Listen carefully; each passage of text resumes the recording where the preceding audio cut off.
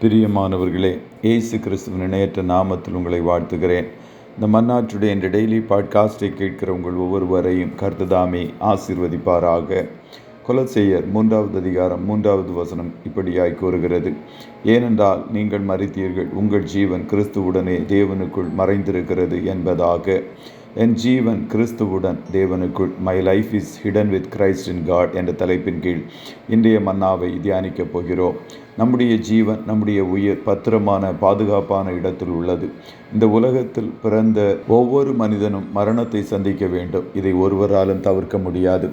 மரணத்தை விட நிச்சயமானது இந்த உலகத்தில் ஒன்றுமில்லை. அதே வேளையில் மரண நேரத்தை விட நிச்சயமற்றதும் ஒன்றுமில்லை. ஒரு மனிதனுடைய பிறப்பிலிருந்து இறப்பு வரை நடக்கும் பயணம்தான் வாழ்வு.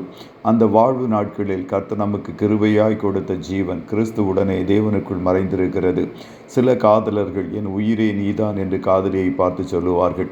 சிலர் சொல்லுவார்கள் என் உயிரே என் செல்வம்தான் என்று. சிலர் சொல்லுவார்கள் என் மனைவி பிள்ளைகள் என் உயிரை காட்டிலும் நேசிக்கிறேன் என்பதாக. தேவ ஜனங்களே, ஒன்றை புரிந்து கொள்ளுங்கள். உங்களுடைய ஜீவன் உலகத்திற்குள் அல்ல, கிறிஸ்துவோடு இருக்கிறது. இப்படிப்பட்ட காரியங்கள் மீது நம்முடைய ஜீவன் இருக்குமென்றால் வாழ்க்கை தோல்வியில்தான் முடிவடையும். நமக்கோ கர்த்தரை அண்டிக் கொண்டிருப்பதே பாக்கியம்.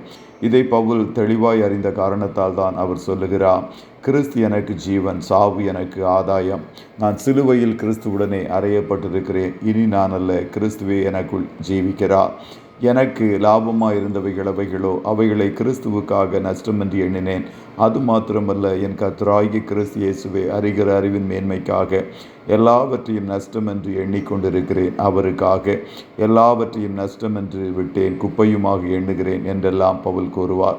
பவுல் கடந்து சென்ற பாதை கரடு முரடானது. எத்தனையோ பாடுகள், கப்பர் சேதம், மரண விளிம்பை பார்த்து வந்தவன் தைரியமாக பாதுகாப்பாக இருக்கிறான். காரணம், அவன் ஜீவன் கிறிஸ்துவுடனே தேவனுக்குள் மறைந்திருக்கிறது என்ற வெளிப்பாட்டை பெற்றுக்கொண்டான். நம்முடைய வாழ்க்கையிலும் எவ்வளவு துன்பம் துயரம் வந்தாலும் ஒன்றை செய்து கொள்ளுங்கள்: நம்முடைய ஜீவன் கிறிஸ்துவுக்குள் பத்திரமாக காக்கப்பட்டு இருக்கிறது. அவருக்குள் ஞானம், அறிவு என்பவைகளாகிய பொக்கிஷங்கள் எல்லாம் அடங்கி இருக்கிறது என்று கொலோசையர் 2:3 கூறுகிறது. ஆகையால் விசுவாசிகளின் வாழ்க்கையில் ஞானம், அறிவு போன்ற பொக்கிஷங்கள் கிறிஸ்துவுக்குள் இருக்கிறது. கர்த்ததாமே உங்கள் ஒவ்வொருவரையும் ஆசீர்வதிப்பாராக. ஜெபம் செய்வோமா? நல்ல தகப்பனே, உம்மை நன்றியோடு துதிக்கிறோம். இந்த மன்னாற்றுடைய டெய்லி பாட்காஸ்டை கேட்கிற முடிய பிள்ளைகள் ஒவ்வொருவரையும் கர்த்தர் நீர் ஆசீர்வதிப்பீராக.